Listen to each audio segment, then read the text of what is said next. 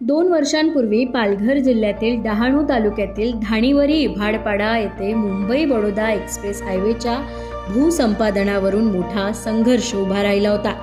जमीन देण्यास विरोध करणाऱ्या आदिवासी कुटुंबांचा आणि पोलिसांचा सामना झाला आणि आधी मोबदला द्या मगच जमीन घ्या अशी मागणी स्थानिकांनी केली होती. त्या घटनेनंतर पालघरमधील भूसंपादनाचा प्रश्न राज्यभर चर्चेत आला. आज 2 वर्षानंतर हा मुंबई बडोदा एक्सप्रेस हायवे जवळपास पूर्ण झालाय. पण हा महामार्ग ज्या गावांमधून जातो तिथे जमीन, मोबदला आणि विस्थापनाचा प्रश्न अजूनही कायम आहे. आत्ता मी सध्या उभी आहे मुंबई अहमदाबाद एक्सप्रेस हायवे. हा गेलेला आहे पालघर जिल्ह्यातल्या तलासरी तालुक्यातल्या कवाडा या गावातनं. तर या गावातील सरपंच आणि काही गावकरी आपल्यासोबत आहेत ज्यांच्या शेतजमिनीतनं हा एक्सप्रेस हायवे गेलेला आहे, ज्याचा 1ही रुपया त्यांना मिळालेला नाही आहे. तर ते काय सांगतायत बघूया. ताई, तुमचं नाव काय? माझं नाव दर्शना विजय बोदले. मी कवाडा गावची सरपंच आहे.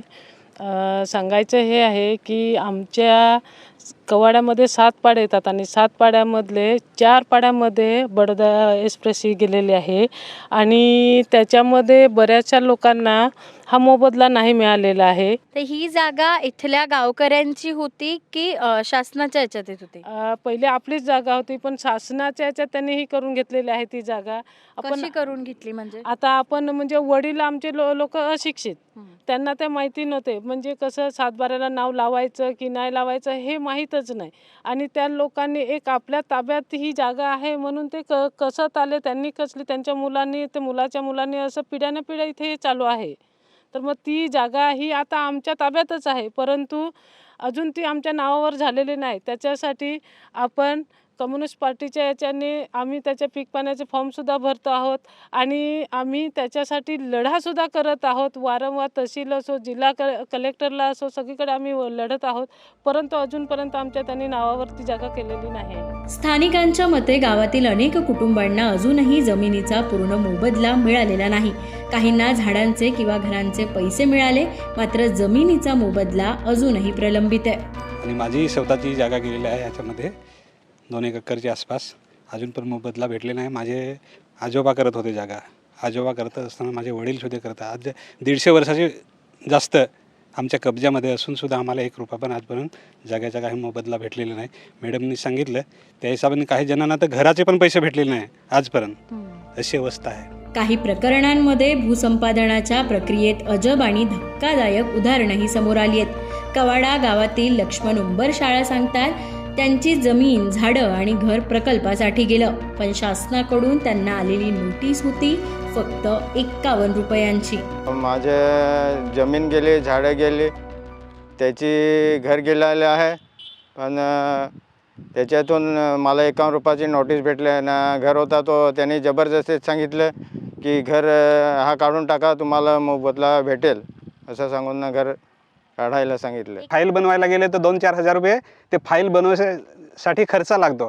तर त्याच्याकडे गरीब माणूस आहे, 2-3 हजार रुपये कुठून आणणार फाईल बनवण्यासाठी? त्याच्यानंतर परत ऑफिसला बोलवतात, तुझ्याकडे पुरावा काय आहे? आणि आमच्याकडे पुरावा, आम्ही घरपट्टी घेऊन जातो तर ते बोलतात का हे चालणार नाही, ते घरपट्टी चालणार नाही. मग ह्याच्यासाठी समजा कितीतरी तक्रार केल्या त्यांच्याकडे, तर ते काही दाद घेत नाही अधिकारी लोक. आणि जागा गेली, झाडं गेली प्रत्येकाची या भागामध्ये. मुंबई अहमदाबाद एक्सप्रेस हायवे देशातील एक महत्त्वाचा पायाभूत प्रकल्प मानला जातो. प्रवासाचा वेळ कमी करणं, औद्योगिक विकासाला चालना देणं आणि आर्थिक व्यवहारांना वेग देणं ही या प्रकल्पामागची प्रमुख उद्दिष्ट आहेत. पण स्थानिकांच्या मते हा हायवे त्यांच्यासाठी नाही. आमच्याकडे स्वतःची वाहनही नाहीत, हा रस्ता मोठ्या लोकांसाठी आहे असं काही ग्रामस्थ स्पष्टपणे सांगतात.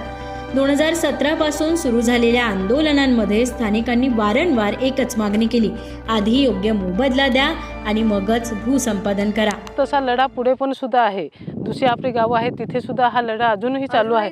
अजूनही चालू आहे. पूर्ण झाला नाही? नाही. सावरोली कोचाईमध्ये बघितलं तर ह्याच्यासाठी खूप लढे झालेले आहेत. अक्षरशः ह्या पोलीस लोकांनी काय केलं की महिलांचे कपडे सुद्धा फाडलेले आहेत. अशी परिस्थिती झालेली, मारहाण केलेली आहे त्यांना. जबरदस्तीने ह्या लोकांनी आमची जमीन घेतलेली आहे. तर ह्याच्यासाठी आम्हाला ह्या हायवेचा आमचा उपयोग काय आहे? आमची अशी परिस्थिती आहे की आम्हाला ट्रेनला जाणं किंवा बसने जाणे पण मुश्किल आहे, तर आम्हाला ह्याचा उपयोग नाही आहे. आज मुंबई बडोदा एक्सप्रेस हायवे पूर्णत्वाकडे जातोय. रस्ते तयार होत आहेत, गाड्या धावायला तयार आहेत, पण या रस्त्याच्या कडेला उभं राहून काही लोक अजूनही त्यांच्या जमिनीच्या मोबदल्याची वाट पाहत आहे. विकासाच्या या प्रवासात या आवाजांना खरंच जागा मिळेल का, हा प्रश्न अजूनही तसाच उभा आहे. बाई माणूससाठी कॅमेरा पर्सन कोमल ठोंबरेसह मी संजना खंडारे, पालघर.